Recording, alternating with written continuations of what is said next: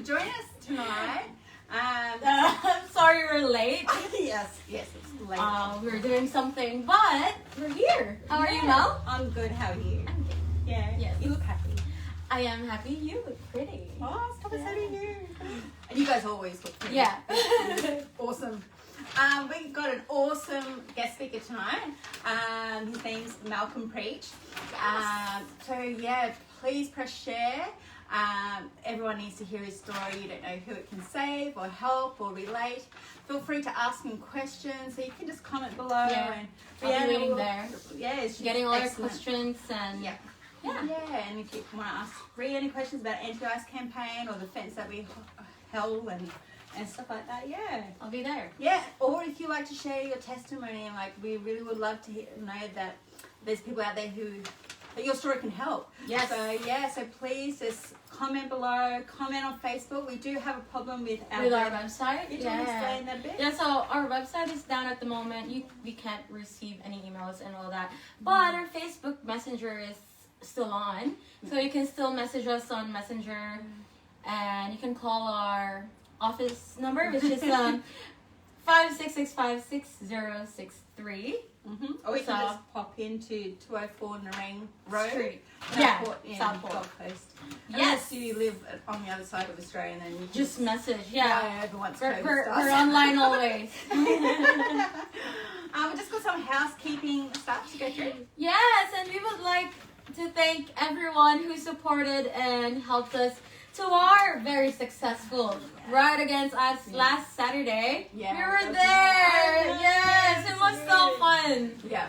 Thank you so much to everyone who ride with us, and of course to the Chariots of Light Gold Coast for partnering with us and for just helping us in the funding and for looking for sponsors and just making sure that the event went smoothly. Yeah. And of course we would also like to thank Vietnam Vets for the free venue and for just supporting us. Everyone was there. They all rock, and it was really an awesome time. It was an amazing time. Yeah. Even though it rained, it just turned out to be something spectacular. Yeah, it was cold, but it was okay. Yeah, and everyone. I was at Penumbra Hotel. I was at the third stop, and everyone was just like trying to get their poker card, and I'm like, they're all, I'm not winning, and I'm like, I don't know how to play the game. I don't know how it works, but I was there, and it was fun. It was fun. Yeah. It was really good. You've got to join us next year. So it's a yearly event that we held. So that would be awesome if you, come join us next time. You can even drive your car if you like. Yeah. Or help out on the team. Yeah, it's really good. Yeah, and thank you as well to all our amazing artists who supported us and who showed their support. Who showed their Long day. It's been a long day. Who showed their support despite of the cancellation of the concert because of the bad weather. Yes. Yeah, we would like to thank Renee, Jules and the Wolf Band, sorry.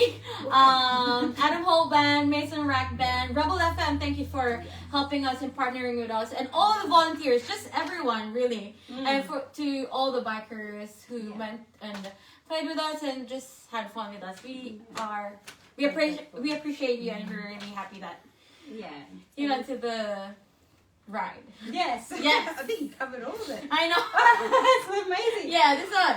So Cross Life Church, they will be sponsoring our food on our streets program. So on Saturday we go out and we help the homeless and the disadvantaged and those who are on drugs. We just go out and love on them. So we just want to thank Cross Life Church for sponsoring the food, and if you would like to donate any food or clothes, that would be really awesome. Just PM PMS, or come down to the op shop or the office at 204 Nerang Road, Southport. Yes, and lastly, before we go and call Malcolm, we would like to promote our raffle. So we're still selling our raffle tickets. It's still ongoing, and you can buy one raffle ticket for $5 or buy 5 for only $20. Yes, so it's still ongoing. You can purchase your ticket not online because our website is down, but you can message us on our Facebook. Just message us how many tickets you want to buy, and then just send us a proof of your payment, and then we'll send you a proof of the tickets Yes. that we put your name in. And it, Yes. where does it get drawn? Next Thursday. Yay! Yeah, so please watch next Thursday. Let's Talk About Ice with Andrea. She's gonna choose the winner. And what are we gonna win, Mel? So all our prizes are awesome prizes, but we've got a $520 1.5 hour seating from Portrait House Photography.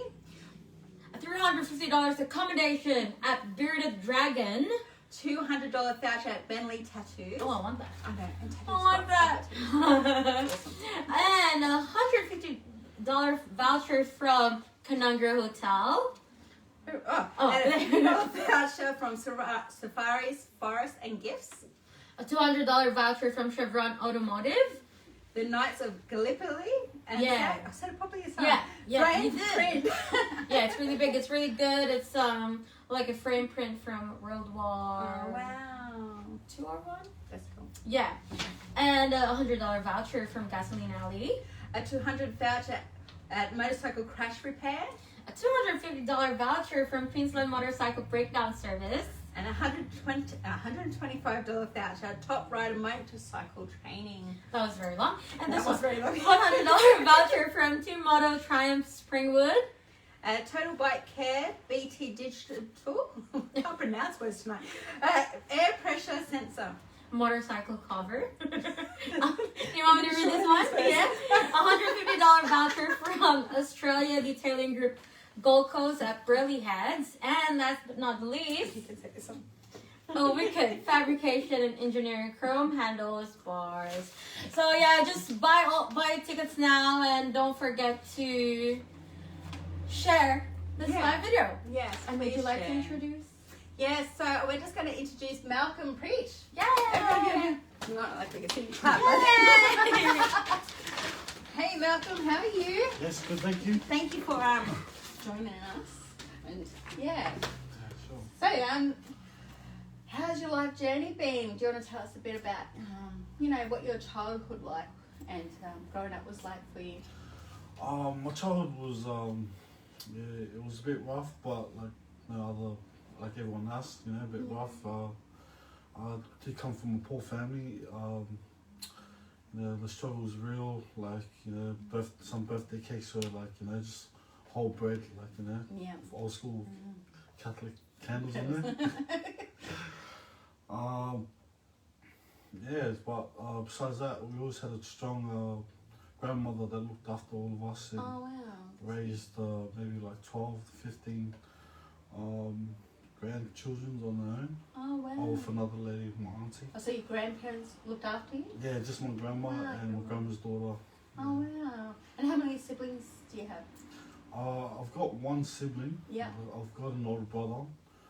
My dad's been married many times. I've got ex-brothers and sisters that I've never met, or Yeah. step-brothers, and then there's more after that. Wow. So when did you start? Was your drug of choice obviously ice? So my first drug of choice was alcohol until the ice had got involved, yeah.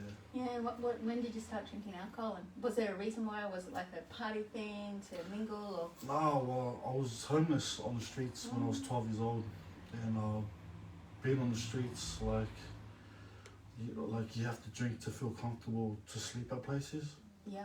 because it wasn't easy just to sleep at parks and that. Yeah.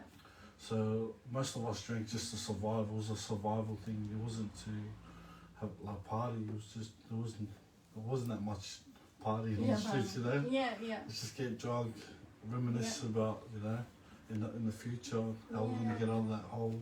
It was more like a numbing agent. Yeah, it was numbing. There was a lot of Yeah. tears, because when Wow. I was 12, I was hanging out with adults that was homeless as well, but Yeah.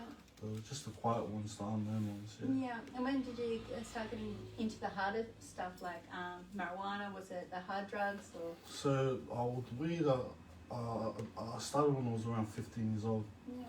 and it wasn't my thing because I kept reading out, kept spewing, so Yeah. I just didn't like the high buzz. Yep. And then that was just weed then, yeah. Yeah. Do you want to explain to because we've got people that are mothers and other people who don't know what greening out is. Do you want to kind of elaborate on that? like with mothers. Yeah, just explain what, like, when you use marijuana and you're growing out, what So- was so the when effects of it? Yeah. So the first time I ever tried weed, actually, I was in school. I was in grade 8, and I went to class, right, and I was in the back bushes at the school grounds in Salisbury. It's called Miranda State High School. And I was following these tracks, and it led me to all these people just smoking weed. I never knew what weed was back then.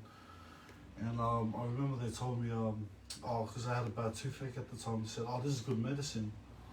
So I went, alright. So I had a puff, and then I felt like my first high was different to the rest, because I remember when I was first high, I could have stopped laughing, but I burned half of the school grounds down. Like I grabbed a lighter and just burned all the bushes down, and I actually got expelled from all schools in Queensland. Oh, what? In whole of Queensland? Grade 8, in the whole of Queensland.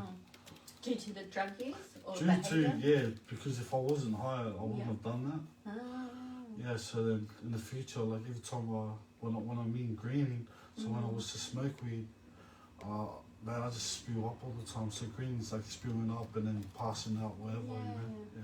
So to all the parents that are out there and watching this is a really good, flag sign, isn't it? Like a red sign that, because most of the time when you use marijuana and drink, it can lead into something harder. And is that what kind of happened with you? Yeah, well, first of all, I hated drugs when I was young. I hated people that used drugs when I was young. But the only reason why I took drugs was just to blend in. Yeah. I was trying to fit in, because when you feel alone, even though you're surrounded by people, Yeah. every young kid wants to follow like a cool life. Yeah. But there was nothing cool about getting high, because Right. it's destroyed your And food. were you the cool kid at school? I wasn't a cool kid actually. I was maybe the clown, Yeah. making everyone laugh. Yeah. So what age did you say you started using hard drugs? Like, so heroin, my first ever drug I ever tried in my life was Subutex. And that's heroin? It's a low base of heroin, yeah. It's what helped heroin people get off it. Okay, But you yep. can actually get prescribed it. Oh, wow. Yeah. And that was in your early 20s? That was like when I was about 18, yeah. I was in jail, yeah. Oh, so do you want to let the audience know, like, how did you end up in jail? And So, what was that like? so by the age of 15, when I got locked up in juvenile detention centre, that's what helped me not wanting to sleep on the streets, because they had 3 meals a day inside. You got a bed you can sleep in. Yeah. You get you a covered. TV, you get your own cell, Yeah. And you don't get told to. You don't get waking up. Yeah. So like when I turned 18, I got done with assault casing bodily harm police officer. So I was very young, dumb and stupid, and everyone used to yell like FTP, and I was just a clown at the time, and I wanted to show them what that meant. Like, it wasn't just words, but words are powerful. They are words. Which I kind of regret, but at the time, but yeah. So the heavy drugs, I got involved. I used to be a watchman. So for like 6 months straight, I made sure like no officers came while the inmates were using heavy drugs. Yeah. And then as 6 months went past, I just then I moved units. Yeah. And then I got offered.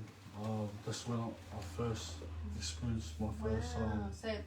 So even in children's detention centres, you can access to drugs and stuff. Not so much juvenile, but it's more like a boys' home. Boys that's only for people in the age of 17. Oh, okay. So when you're 16 or 18, Yeah. it's a separate jail, because that's when they're trying to stop the cycle for 17-year-olds going into adult Yeah. jail. So what was something that you didn't want to stop the cycle? Was there a reason behind that at that stage that you didn't want to stop the cycle? Or At that stage, I felt lonely. I felt like I had no support. I had no love. I felt like I never had a home to go back to. So at the time, being a street kid, I was always chasing things to try and find a belonging, try to find a place where I can call home and experience what love was. Yeah. Yeah.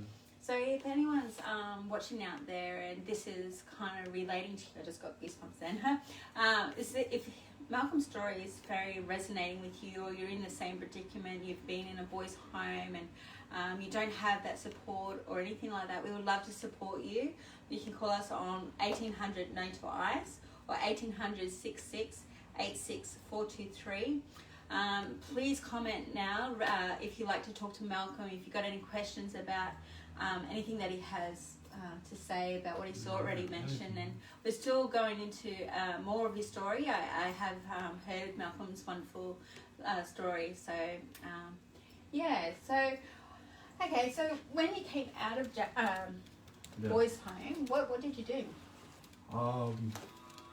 I got locked back up straight away.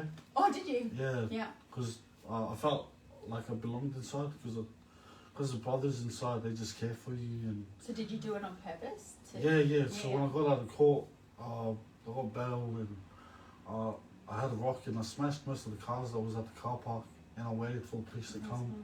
And when they got there, they're like, "Did you see anything?" I'm like, "Yeah, I saw a bunch of people running that way." So when they all ran, I was laughing, but at the same time, like I had a story to take back inside. So by the time they got there, by the time they got there, I'm like, "Oh, yeah, it was me." Yeah. And then, oh mate, back inside, yeah. And how long did you get? I did 13 months. Yeah, 13 months. In adult. Yeah. So when you come, I've heard stories that when you come out of that, the place where you call comfort home and coming back out to the real world, it's actually quite surreal, and you've got to, wondering where you're going to go, are you going to get a job, here's your support and stuff. Can you give us a shining light on what that looked like for you at that time? At that time, like, they say, like, your real friends, like, when you get locked up, you'll find out who your real friends are.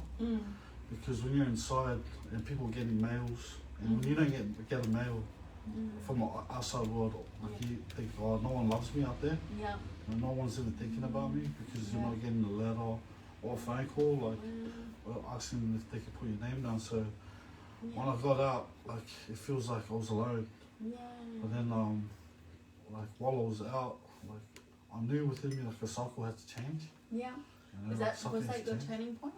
My turning point when I was inside, when I was in Berlin back in 2011, I tried to hang myself. So I made a towel.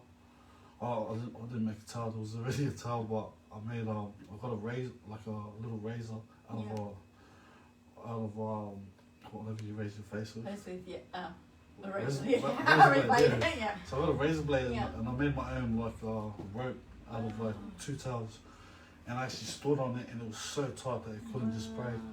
So in Berlin, like they got windows on the top, but they also got like small poles.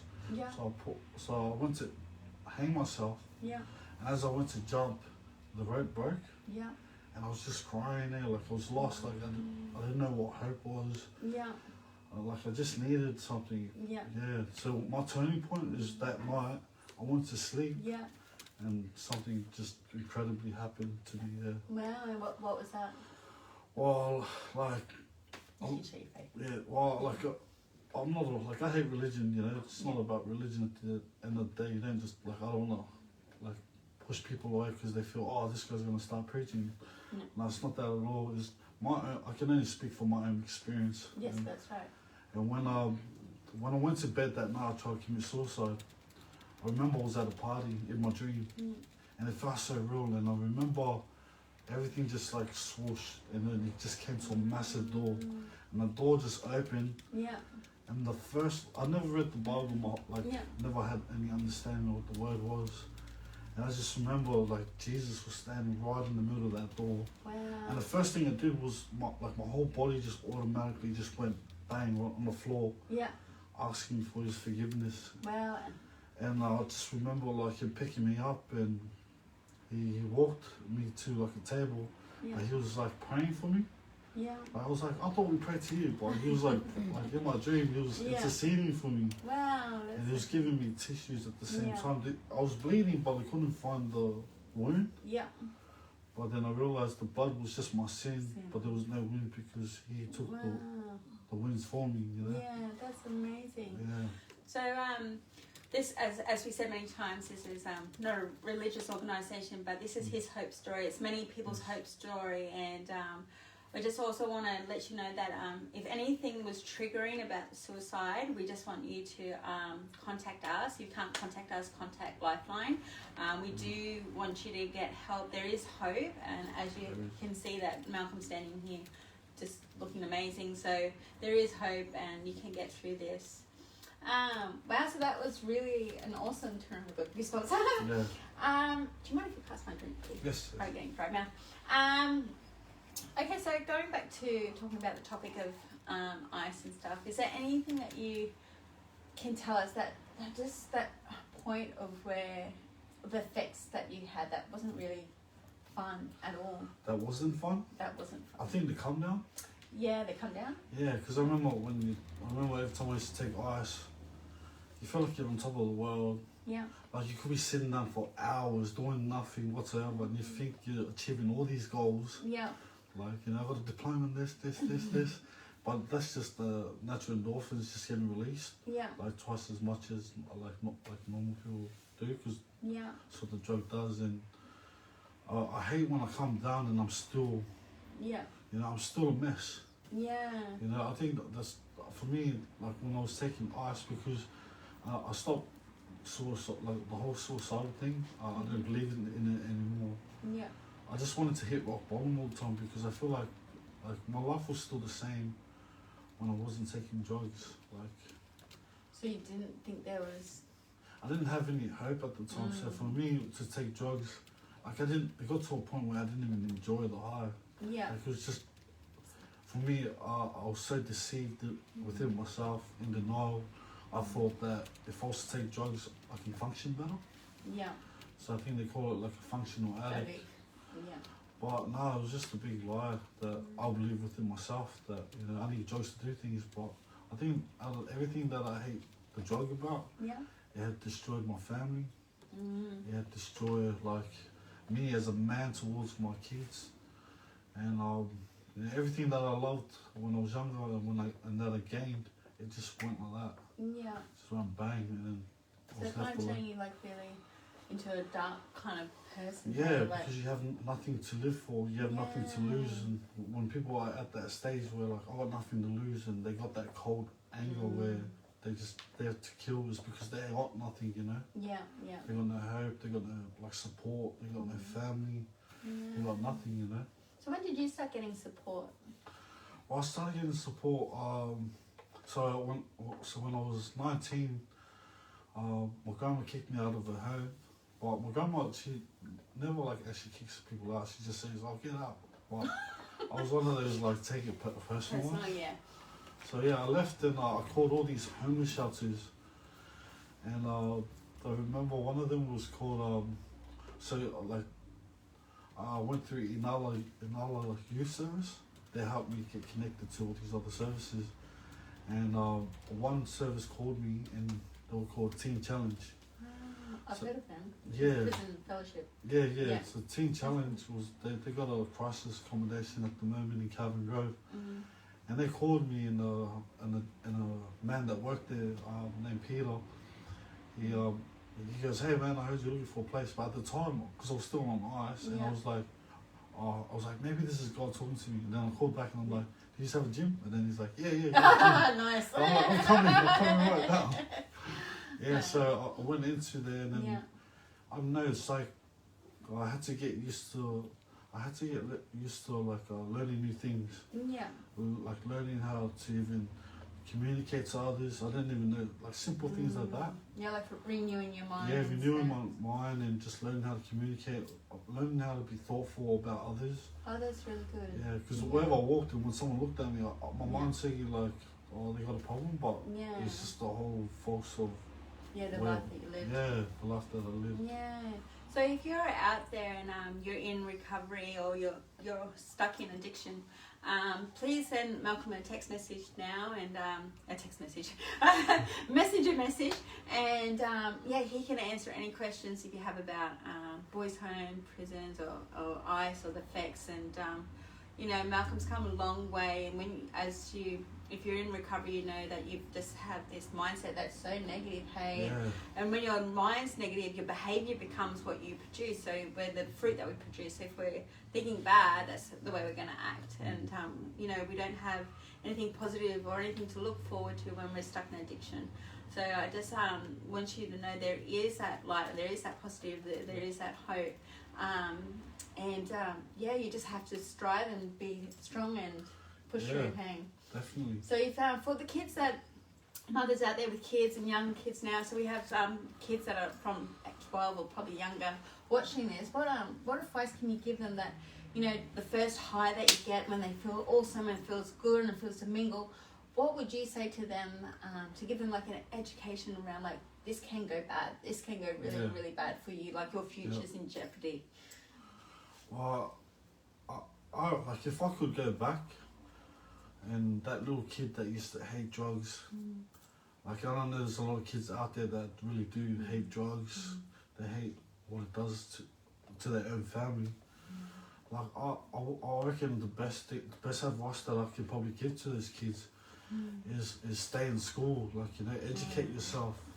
Like, look beyond, because that life the life of ice, like no one sees behind the scenes. Everyone just sees the good times. But behind the scenes, you slowly lose everything. You lose yourself, and then you don't ever see them anymore. You know, not many ice addicts leaves a legacy behind. But if you're still in school, the best advice I can give is to stay in school. Like, you know, better yourself. Like, don't even look there. You know, like, because ice does destroy so many lives. You know, and if it's hard because I've come across other kids that their parents are doing it. Yeah. So for them, they feel like they have to do it. Man, I think that's the biggest lie, because I feel like if you hate that, I feel like you're the kid that can put your foot down and just say, "Mom, I've had enough," you know. Yeah. And that's why Mel said that there's helplines that you can contact, and just pick up that phone, you know. Yeah. Because it's not only your parents' future, it's more like your future, you know, at the end of the day. That's right, and that number's 1800 no to ice, 1800 6686 423, and we have this buddy system, so you know we can walk alongside you, we can mentor you, we can, you know, just be there to listen if you want someone to listen to. If you think you're going to get in trouble by your parents or anything like that, you know, we would love to just be that support for you. You said something really cool before that I was going to bring up, and so kids at school, did you get bullied at school? Yeah, for sure, yeah. So when I was in primary school, I used to always get smashed from the other kids, you know, and I just get bullied, name calls, because I could never put on weight. I was always like skin and bones, and they used to call me, what's that word, anorexic, yeah. So I was that kid, you know. And until I grew older, I used to even be called like really rough names where I think as a kid no one knew that I was taking it personal, but all the words that they gave me I became, you know. I don't think I would have been a drug addict if people called me like a junkie. I didn't even know what a junkie was. And I was like, alright. So when I got older, instead of me proving them wrong, I kind of threw the time. I was like, I'll be a junkie, so they're right, you know. And like Malcolm said earlier when we started, that words are powerful, what we say is powerful, and so if we speak life into that, like we start thinking that we're a junkies, that we're no good, we're a cracker, and you start speaking that, you're going to feel that, and that's going to bring hopelessness. So I encourage you not to do that. I actually, you know, I just start speaking life, and you know what, I've got this, I can do recovery, I can get help. And going back on the topic about getting bullied, like, don't worry, I was bullied as well, and like peer pressure and to try to fit in is I'd rather you go seek help, like go to your teacher. You know, it's not dibbing teller. Did you get that when you were a kid, that people go, that's you're a dibber dobber or you're a teller and you get in trouble for it?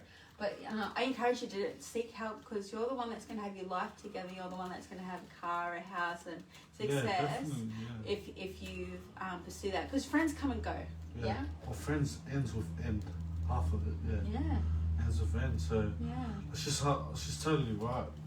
Like I recommend even like I remember now why I used to get bullied.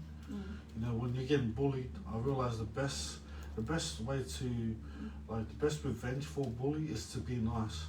You know, like don't really take their words personally. So when someone calls you chubby, just go thanks. I'm eating a lot, you know. But it makes the bully not want to bully you anymore because you're so accepting of things, you know, and don't take people's don't allow people's words to define who you are. So know who you are. If you like playing a game at home, you're a gamer, you know. Don't let other people think they know you when they don't. Yeah. And then you're your own little superhero, you know. And if they offer you, drugs, what would you say? Good, just walk away. But if you feel stranger pressure, danger, you know, stranger danger. Someone offers you drugs, like they, you know, when people are on drugs, they're good at promoting things. Like it's so good, it's pure. It's the biggest lie ever, you know. It's trying to get you hooked, but at the same time, what I would say to people that offer you drugs, say, no, I don't need it, you know.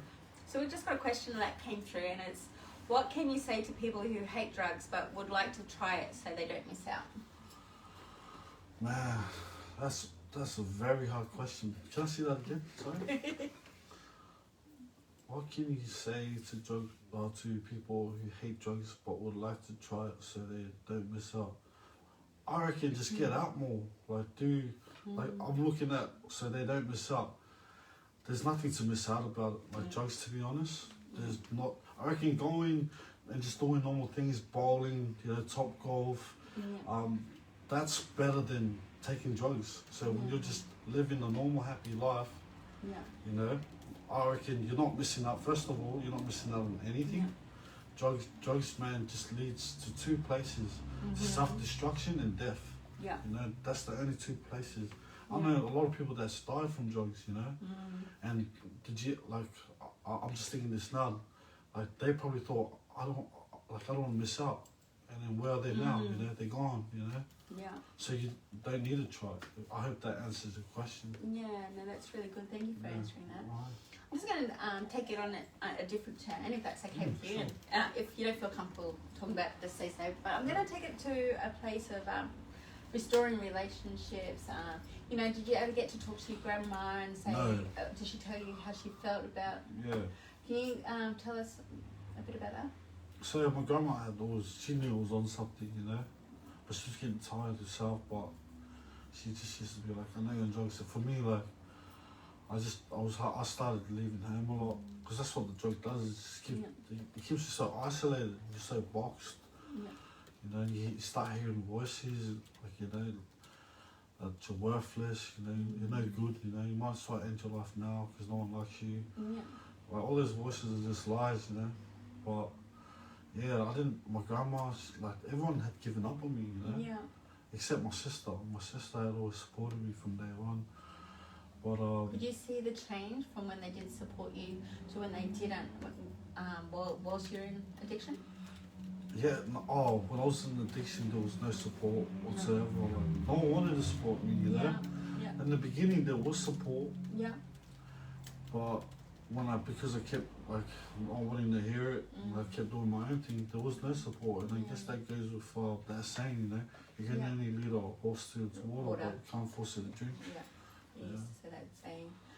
So if you're a parent out there, or a grandparent, or a carer, this might be a good way of trying. If you want some help or support of how to support your child or support your loved one, please do so, because as you can tell that Malcolm, how he felt, his personal story, might not happen to all, but his personal story, he kind of withdrew, like you said, and isolated because he felt like no one supported and loved him.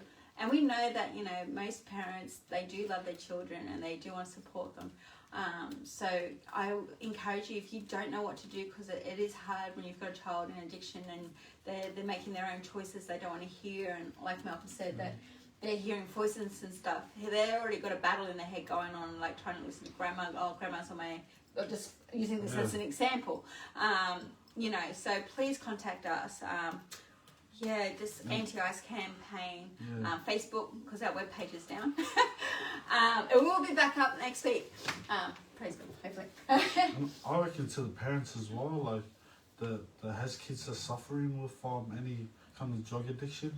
I reckon my best advice that you can give them, that I can give you, is like continue to love them. Continue to see that see that little kid that you brought into this world when he was just innocent. Because at the end of the day, the more you treat them like they're loved and they're cared, no matter what, they'll leave the house, but they'll always come back to you. Because in the world, with that life, there's no such thing as love. There's no such thing as happiness. So I reckon the best advice that you can for your kids is continue to love them until they hit rock bottom. They're gonna come to you like, Mum, what should I do? Or Dad, what should I do?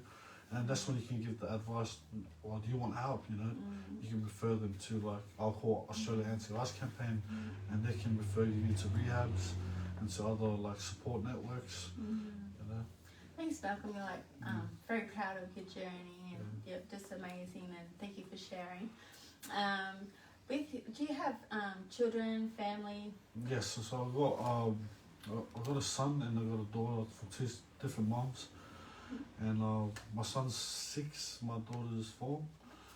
And when I had a son, I thought, I'm gonna be more bad, because it was just a false manhood that I was living. I'm gonna be more bad and ruthless, And that was. And then when I had my daughter has softened my heart. Yeah. But throughout addiction, it was because as a parent, I was so blind, It was like when I was on the ice, I didn't think about anyone. I didn't care. Yeah. I was just so selfish. It's all about me. Yeah. But then I saw this shirt, and as a parent, because I forgot about my kids, I saw this shirt, and this shirt said, "I'm not the stepdad. I'm the dad that stepped up." Oh, that's awesome. So because I saw that saying, that woke me up as a parent, man. I was like, man, I gotta wake up to myself now. Because if I'm not gonna be there for my kids now, someone else will be there. And as a parent, every kids go to school and they always talk about their parents. And I thought ahead. I thought about when my kids go into primary school. Yeah. I don't want people all the other kids are gonna be like, yeah, my dad does this. My dad is a hard worker, feeds the family, provides for his own. And then I didn't want my other kids going, what does your dad do? And I don't want I don't want this story to happen where my son's going, oh, my dad's a junkie, he's always in and out of jail. That woke me up. I'm like, man, it's time for me to change, And for change, you gotta reach up. You gotta put your pride down, and you gotta ask for help. It's not weak to speak. Hey, no, it's actually you're quite strong for doing. Really strong, man. So strong. Yeah. So for the parents out there that are watching and they're actually in addiction and they're using and they've got their kids and because as you were saying before, when you're in addiction, you've got different mindset. You don't have clarity and stuff. So what kind of encouragement or education advice can you give the parents who are actually using now? Because it is hard to shake that mindset. We want you to reach out. Obviously, that's the number one kind of thing. But to get that point, you have to change your mindset. Can you kind of So for me personally, when I just a couple of days in my early recovery, have a strong support network that really wants to help you. And I'm pretty sure Australia Anti-Ice Campaign's got all the resources to help you. And what I did was, everything started with me, right? Because I was so selfish, I did whatever I wanted to do. I had to learn how to love myself again. I had to learn to just accept my flaws. The voices that we all fight, when we're in addiction, oh, you're worthless, have another shot, or you might as well go kill yourself now, because someone else will do it for you. They're the voices, when they're called the battlefield's up in your mind. So you can actually fight against those voices, And look in the mirror, you might see the most crazy person, because that's not who you are. At the end of the day, ice, it's not even that big. If any parents are watching this right now, I can't see you, but I can feel you within myself. The best advice you're a good person, Don't allow everyone else's downfalls take you down with them, Look in the mirror and start saying to yourself, man, I love you just the way you are. And when you get off the drugs, I can't do nothing on my own. I never done it on my own. I always had a strong support network, and just sacrifice a few things, because it's not what you know, it's who you know. So when people help you, get that help. So we've got a question from Kylie Parsons. So thank you for sending the questions through. So do you have your children back in your life? I do, yeah. Oh, yeah. So my son's mother, like when I was in addiction, I was always honest with her. I was like, oh, I'm on the drugs. The first time I ever told her I was on the drugs, I thought she was going to support me. She's like, nah, left, boom, boom. Went to court, everything. And this was back in 2014. I went to court on my own. I represent myself. And the judge was like, oh, is there anything you want to say? I was like, oh, at the moment, I can't look after myself because I'm still in addiction. But I said to the lawyer, I said, but one day I will be able to look after myself, which means I will be able to look after my son. So as years went past, I got off the drugs. I was only allowed to call. So I thought about, like, because I was always like, I want to see him. But because I wasn't allowed to see my son, because I don't think any other parents would trust them or trust any like person that's on drugs be around the kids anyway. So it's the normal reaction. So I was just faithful with the small stuff. I just continued consistency in calling. So I could only call once a week. So because I was consistent in calling, because I was faithful with the small stuff, I became faithful with the bigger stuff. So the mum's like, hey, do you want to start seeing him? And then I started seeing them. And now I can, whenever I want to see him, I just call. And then she makes it happen, you know. And with my daughter, the mum hated me because of drugs as well, you know. She hated me, and I didn't feel her hate because I hated myself too, you know, at the time. And because I've been consistent with all the small stuff, and she can hear through my voice and just the way I look. Like, she knows when I'm not on drugs, and I'm a bad liar too. So, like, because this lady, she said to me, like, don't lie to me, like to her. She's like, just don't lie to yourself. And I'm like, yeah, alright. Well, because of the support network I have, I got them back. I got not only my kids, I got my family back, my grandmother. I've been like my dad that like we never had a relationship. He's slowly coming back into my life, and he wants to have that, you know, relationship with me again. Yeah. Yeah, everything's restored. Like, you got a car? Got a car, got my own place now. Yeah, that's so awesome. You know, I even like I get surprised when I open my fridge and my cupboard. Like, I got food. I'm like, man, this is weird. You know, I never have so much like blessings. I look at all the small stuff as blessings. You know, but when you're on the ice and that, you destroy. Like, there's three things: you use, reuse, and abuse things. You know, that's the mentality that comes with an ice addict. Just you use, reuse, and abuse whatever that comes into your hands. No, thank you. So, going back to coming out to early recovery, your very first early recovery and stuff, just the feelings that you get, because they do say that mental health comes hand in hand with when you use, because when we numb ourselves, when we're using, we're kind of like feeling joy again, and that was that quick fix joy, and so we constantly use and use so we don't do that. So my question is, when you came out to early recovery, what can people expect, especially parents and carers like that, or loved ones, like for people who are struggling with mental health? What are the flags they can see them when they go, actually this, you know, my child actually needs help right now because they're freaking out because they've got anxiety. What was your kind of like symptoms that you had, or mentality? Like when I was triggering, or when you came out into recovery, early recovery? When I came out into early recovery, I was angry. Yeah, angry. And it was hard to process that. Yeah, I didn't even know how to process things until I got help. Like, I thought when you're angry, you just go all the way to your angry, like, you know, until you're satisfied or whatever outcome that your anger was going towards. Yeah, but yeah, I don't know. I think my mind's blocked all those symptoms up. But no, that God, that's good. Yeah, so I think I forgot. Yeah. No, that's good. Well, with most people that are been addicts and stuff, we have lapsed and relapsed and stuff like that.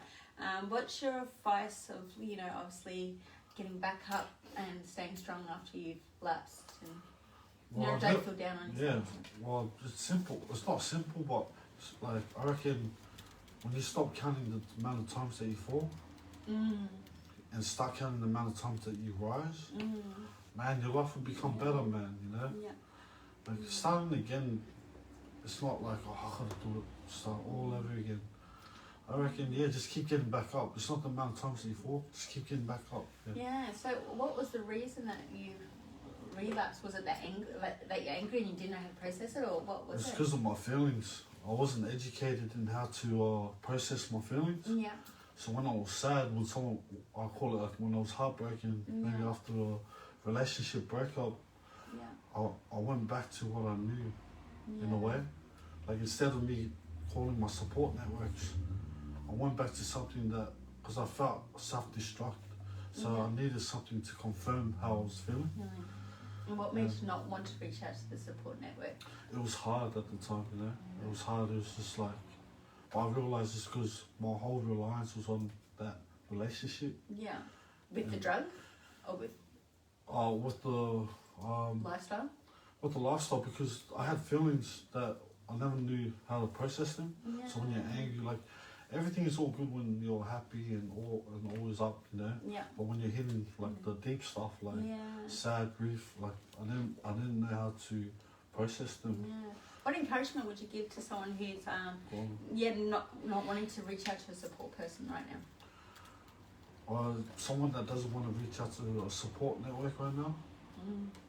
I reckon best advice I can give is like, do you want to die? Like that's probably the most simplest, nicest way I can say it. Like I reckon like reach out, man. Like it's not do you want to die. It's just I reckon because I remember being in that feeling. You're like I'm already dead. So you already feel it. But I reckon like everything that you've lost, you'll gain back twice the amount that you lost. Yeah, that's right. But you just gotta sacrifice. Just you know what, I'm done with this life. But think about it, right? We can get clean for like 2 weeks or maybe even 3, and then when you have that another hit, and it's like back to blind. Like it's like putting a blindfold on you, and you feel good. At the end of the day, I always think that ice is just a feel good. It's a feel good drug. You just feel good about yourself for a few hours. Confidence. And then it builds your confidence, and then it hits back rock bottom. So I reckon build yourself. If you're in a mess, you can build yourself from there, you know. Or if you have a higher power, like ask for help. And like just best thing, reach out for Australia Anti-Ice Campaign. I think it's probably any organisation that I've ever heard like ice camp. Like when I thought ice, I thought they were talking about the cold ice. But Australia, like Australia Ice Campaigns, like it's a company that reaches out to drug addicts and their families. Like we go out to schools and prison stuff. So if you're a prison chaplain watching this, or if you're a teacher watching this, and we would love to come and educate your students of the effects of ice, and we want to catch it at an early age. Like as Malcolm was saying, like you started drinking and smoking pot at school age, like a school age. And and you don't want your child to be where Malcolm was, like about to hang himself and stuff like that. Or, we wouldn't wish that on your worst enemy. No way. And he's come like just all the blessings that's rolled in. Hey, since you've been clean, and recovery is such a journey. It's going to be, but it can be a good journey of rediscovering yourself. Hey. Yep. Yeah. Because I remember those early days. I had nothing, didn't have a home, no car. Yeah. And I was just like, I looked at everything I had at the time, and it wasn't much, It was just a recovery book. Yeah. And I'm like, wow, I'm gonna start here, So whatever's in front of you at the time, man, like that's what's there, When you're faithful, whatever is there, you'll be faithful with the big things, and it doesn't just fall on your lap. It's progress. You gotta put in the work, Yeah. No one else can do it for you. I remember I was going into rehabs because I felt like I need to go into rehab for my family so I can get them back. I need to get in rehab for my kids. But it never worked out because I wasn't going to rehab with the right motives. And if anyone out there wants to get to a rehab, always remember this: go in there for yourself. Because when you go in there for yourself, it's weird. So I'll cut this small as from a long story to small. How I gained everything back was I helped myself. That was it. I got myself help. It wasn't that I helped myself. I wanted a better life, And when you like think positive, and when you feel good naturally, you do good, And when you do good, something just attracts other people. Like I want whatever that person's got. Man, I'm naturally just normally like heaps of energy. People's like, oh, what are you on, man? I'm like, nah, man, I'm just hard of life, Yeah, that's really good. And like with like people that's going through like don't look at me like I'm talking to like all the older generation, Yeah. like, you know, that's probably on it or not. Yeah. Like, you're not a bad person, you know, like, you can actually reach out, like, I remember Andreas, he's dealt with people that's probably like, you know, that's like called her and they probably just had some just before, you know, not long. But we're not God, you know, we don't judge, like, I don't think they judge you either, you know, like, come as you are, you know. Yeah, that's right. And we're definitely not here to judge. No. Most of us have walked this. I have, and Andrea has, as you know. So we don't judge you if you're high calling us. Like, you know, that's probably the best time to call us so Best we can actually time, you know, get you that help that you need. So I was just going to also say, you know, my brother's just trying to toddle off on it's trying to do the blocking. So with your, what's some practical tools, obviously, you know, to get through through the recovery? So, you know, they say mindfulness and you know, have a 2 a.m. person that you can call if you have those cravings and urges. What practical tools did you find that benefit you? Food. Food. One was food, yeah. I love Turned food. into a food addict. I became a food addict, yeah. I did all the things that, like... What do you mean? You got muscles. I did all the things that ice addicts didn't like doing. Yeah. You know? That's cool. And, like, because I was an ice addict at Yeah. the time, and, you know, I didn't really like eating, so I ate. Yeah. But, like, if Was you it were, like, emotional eating? Or was it just to avoid the cravings? it was more like I needed to... I did meetings earlier, just doing recovery meetings. Until I got on I thought that, like, you know, I'm not the only one that's struggling, you know. And I had to learn about the word victim. Because at the time I was a victim, but I don't want to be a victim anymore. Yeah. I was sick of being on that train feeling sorry for myself, you know. Yeah. And I learned the difference that, so if something bad happens to my life now, I can deal with it right now. Yeah. Because if I don't deal with it right now, I can let that drag on for months or even years. You know, just because I love the feeling of feeling sorry for myself. Yeah. But then I had to get out of that, you know, and for me to get out of that, I reckon for the other recovery, I reckon help someone. Yeah. Yeah, because when you're helping someone, it may be your own kids, Yeah. you know, or helping your neighbour, or, you know, taking the bins up. When you're doing things for other people, you get out of your own head. Yeah. And that's when you become thoughtful. Yeah. So if you're a practical person, Yeah. you know, even when you're walking like to the shops and you see someone, you know, we're not meant to go like that, you know. Just, hey, how's it going? Like, you got to learn that connection again, you know. Yeah. So I remember the drugs, man, just tell you that trust no one, you know. Yeah. Yeah. Don't even look at that person, you know. Got a hidden agenda. Yeah. when you have that freedom back, Yeah. man, it's just like, you know, you treat everyone equally, you know. Yeah. No, it's really good, and it is the start of renewing your mind. Hey, like the process of, you know, making a nice compliment to someone when they walk down the street. And I know that when you get so self-conscious after you come out of recovery, because you've used and you isolate. You know, I was one of those ones. I don't know if you were. Probably not been in class pound being out there. No, but yeah. So just try to make baby steps of trying to get out of recovery. Into recovery. Out of addiction. Sorry. So things for people who obviously have done AA or NA and meetings, because some things don't work for some people. What's your advice on like the things that they can try? Like, what are the options they can try for starters? And if it doesn't work, what's the encouragement, obviously, to, you know, don't give up, try something else? Well, it's more like just like I've got a friend, and he can't do no meetings whatsoever. But he's been just like almost a year clean, and this is no meetings. But I think it's just spending that time with each other. You know, if you want to be clean, like you hang out with people that wants the same goal. You know, like the same mindset. Like your circle should be like everyone wants to do good, and everyone wants you like to. You know, and that that is very hard and challenging as well. Because when I first tried, because you do have to get rid of your friends, like Malcolm was saying, you do have to, if you're around the people. What's that saying? It's like if you associate with fools, you become a fool. Yeah. Or if you hang out with dogs, you get bitten by fleas. If you walk with the wise, you become wise. Yeah. So with all of, I was going to say something, but it's gone now. With your friendships, like stepping out, like mine was to mothers groups, like friends from just like my counsellors would say, go to a play group with me. I'm like, no, like what am I going to talk about my addiction and or my past and stuff like that? And that was really hard. But once I made that step, that wasn't for me. But I tried something else. And you know, did you do any like boys? Right. How did you get rid of your old friends and try to like your very first time? Because some it's challenging for some. Well, when I was younger, I was following everyone. You know? I was a really great follower. I just followed anyone because there was no role models that was out here anymore to set the standards on the streets. There was like it's like the plumb line went missing. Yeah. So when I got older, I realised I got out of the trap that I have to own up to someone. You know. Well, first of all, I've never been in a gang. I've never been in any bikies. I've always been asked to join.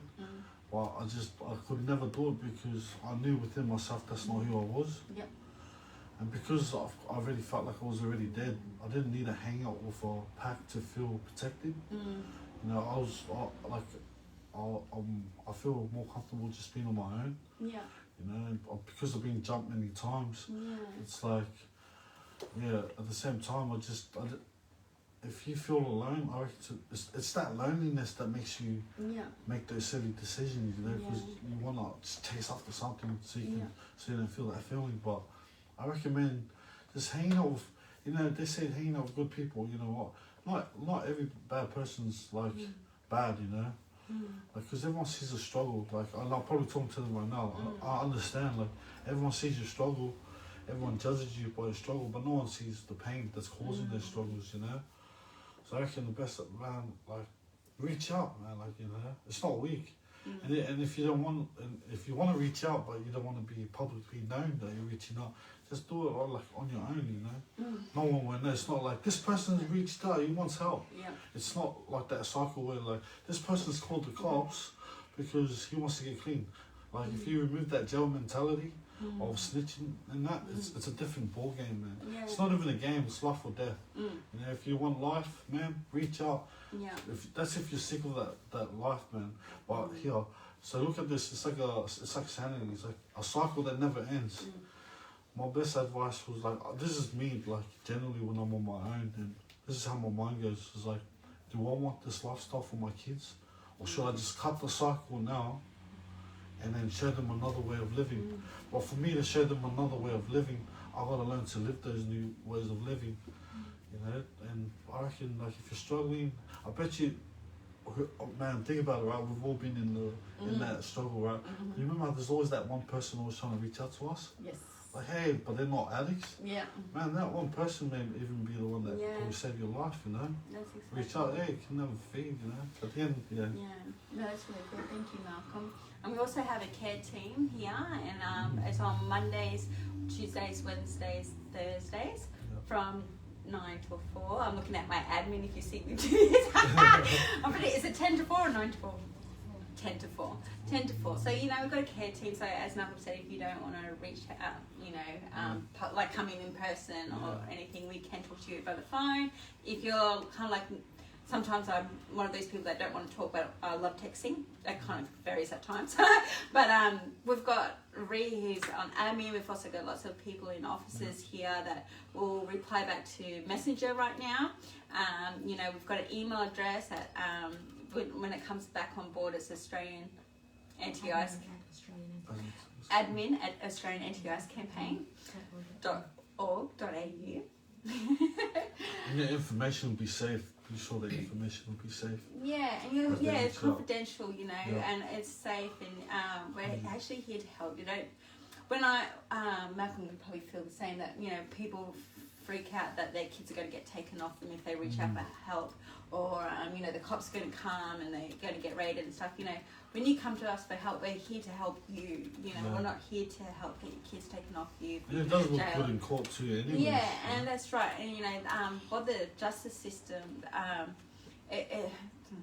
well, I have different opinions on the justice system, but you know, it does look good in court, like Malcolm says. You know, and they do. If you really want to do it for yourself.